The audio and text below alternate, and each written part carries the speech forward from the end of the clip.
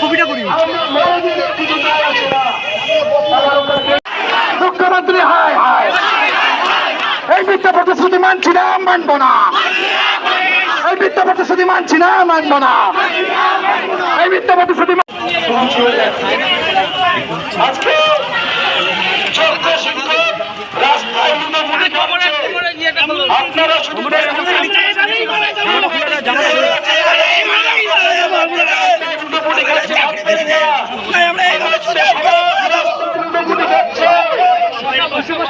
আজকে সমাজের অবক্ষয় শুরু হয়ে গেছে। আপনারা শুধু দেখুন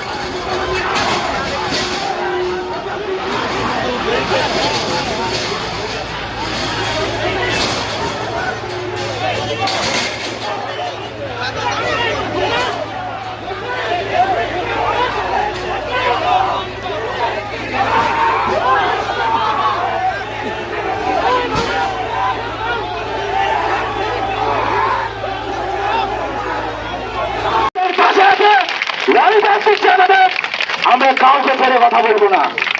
আমরা যেমন সুন্দর সমাজ গড়ার কারিগর, আমরা আমাদের কোনো তো দোষ ছিল না। আমরা যেসব পরীক্ষার প্রসিডিওর মেনে পরীক্ষা দিয়েছি কিছু ছিল, আমরা তো কোনো সাদা কাদার কোনো ক্যান্ডিডেট না। আমাদের বিরুদ্ধে কোনো এলিগেশন করতে পারেনি। কেন আমাদের আসলে একটা জলের বোতল ব্যবস্থা করতে পারেনি? আপনি জবাব দিতে হবে, আপনাদেরকে টেম্পারেচার মোটামুটি আপনাদের জবাব দিতেই হবে। এর থেকে আর আমরা আজকে সবাই আমরা আমাদের যা করণীয় আমরা অবশ্যই করব। মনে রাখবেন আমরা বাসার থেকে আমরা একত্রে হয় বাঁচবো না মরবো, যা হয় ডু অর ডাই। শান্তিপূর্ণভাবে এখানে যতক্ষণ না আমরা আমাদের এই দাবি আদায় করতে পারছি ততক্ষণ আমাদের এই আন্দোলন চলবে চলবে। এটা আমাদের প্রত্যেকটা যোগ্য শিক্ষক কর্মীদের দাবি। ডিআইও স্যার অবিলম্বে এসে উনি আমাদের কাছে ক্ষমা চাবে। উনি কেন একটা অ্যাম্বুলেন্সের ব্যবস্থা করতে পারেনি, কেন জল আমাদের সঙ্গে যারা এসেছেন সহযোগিতা প্রশাসন থেকে যারা আছে ওনারা কি একটা জলের বোতল আমাদের আজকে দূর দিতে পারলো না? আমরা কি গুন্ডা ভাবছে? আমরা কি ক্রিমিনাল?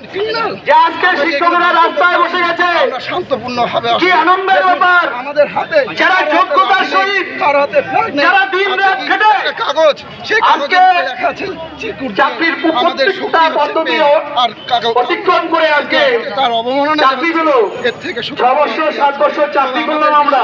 আপনাদের ছাত্রছাত্রীদেরকে মন থেকে হৃদয় থেকে এই নতুন ভারত তৈরি করার জন্য যাদেরকে আমরা শিক্ষা দিয়ে যাচ্ছি আমাদের পাশে এসে আজকে সেই সমস্ত শিক্ষক সমাজ রাস্তায় নেমে এসেছে।